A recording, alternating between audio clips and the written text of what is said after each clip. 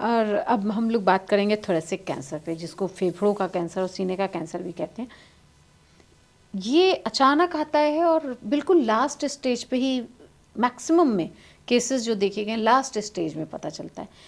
उसमें क्या पता चलता है कि लंबे समय तक खांसी हो रही है या फेफड़े का कैंसर हो सकता है? इसके लिए हम लोग कितने सावधान रहें और कैसे रहें?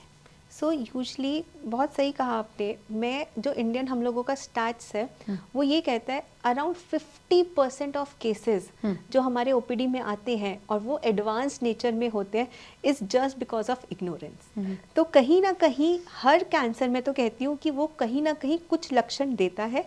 ये आपके ऊपर डिपेंड करता है आप कितने स्मार्ट हो उसको इनिशियल स्टेजेस में पकड़ने के लिए। हम बात करें लंग कैंसर की तो खांसी तो बनी रहती होगी ना। हम लोग क्या होता है, हम लोग दिल्ली एनसीआर के रीजन में रहते हैं, हम सोचते हैं हर इतना तो यहाँ पे एयर पोल्यूशन है, ये तो खांसी हमारी सीजनल खांसी है, इसलिए हमें को खांसी लंबे समय से बनी रहती है। तो कहीं ना कहीं हम नज़रअंदाज कर देते हैं उसको।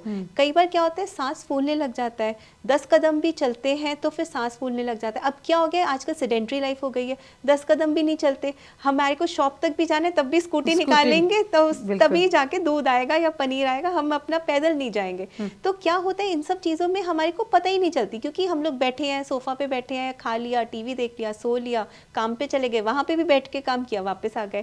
तो तभी क्या होते हैं जो कुछ कॉमन सिम्टम्स होते हैं वो मास्क हो जाते हैं। बट कहीं ना कहीं ध्यान देने से बहुत अर्ली सिम्टम्स पता चल जाते हैं, जैसे कॉफ है बहुत टाइम से बना रहा है, या फिर कहीं बैठे हैं वीजिंग हो रही है जिसको वीजिंग कहते हैं, 10 कदम भी चल रहे हैं सांस फूल रहा है, स्टेयर्स चढ़ रहे हैं सांस फूल रहा है। इसके अलावा इसमें भी कहीं ना कहीं बहुत ज़्यादा वीकनेस रहती है, फटीग्ड रहता है, वेट लॉस के भी सिम्टम्स होते हैं, फीवर बना रहना, रात में बहुत ज़्यादा पसीना आना। तो ये भी कहीं ना कहीं बहुत इंपॉर्टेंट सिम्टम्स हैं जिसको ओवरलुक नहीं करना चाहिए। और क्या जो स्मोकिंग है वो बड़ा कॉज है किसी भी कैंसर का, या फेफड़े के लिए ही?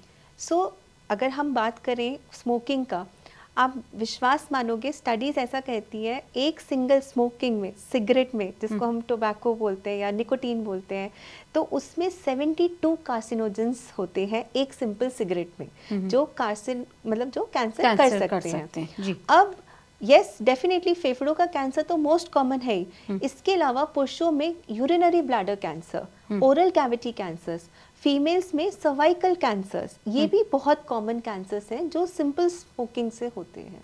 अच्छा, मतलब स्मोकिंग से सर्वाइकल कैंसर का भी लिंक है। यस, एंड मेल्स में यूरिनरी ब्लैडर कैंसर मतलब सिर्फ ओरल तक नहीं है, लंग्स तक नहीं है। बिल्कुल बिल्कुल, मतलब नीचे तक भी जाता है। Urinary bladder most common cancer है मेल्स में, and cervical cancers for female. Yes, मतलब अगर आप लोग सिगरेट पी रहे हैं तो जरा सावधान हो जाएं, पॉल्यूशन तो है ही है और उसको नज़रअंदाज नहीं करना चाहिए।